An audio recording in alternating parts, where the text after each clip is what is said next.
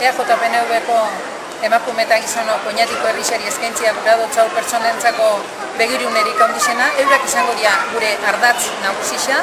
Horretan oinarrituko dugu gure gizarte politika, eta gizarte politikan nagusiak eta desbabestuak edo esklusio egoeratan dauzenak, ingurumena izango da gure ardatzatariko garrantzitsuena lehen sektorearekin batera, eta baita herri bidegorriak, oinezkoak eta herri lasai bat, amablea eta noski herri euskaldun bat gura dugula, oin daukagun nortasuna mantenduaz.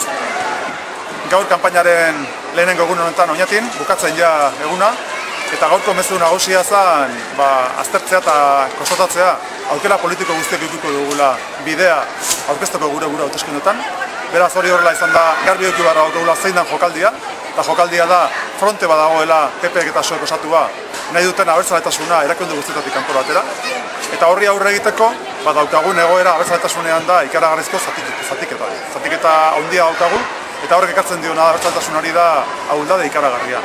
Eta guk esaten duguna, eta nire mezu personala da, ez dela zatiketarako garaia, ez dela dispersiorako garaia, baizik dela indarra biltzekoa, eta botoak, bozkak konzentratzeko unea. Hori da nire mezua, elkarlan mezu bat, eta indarrak biltzeko mezu bat.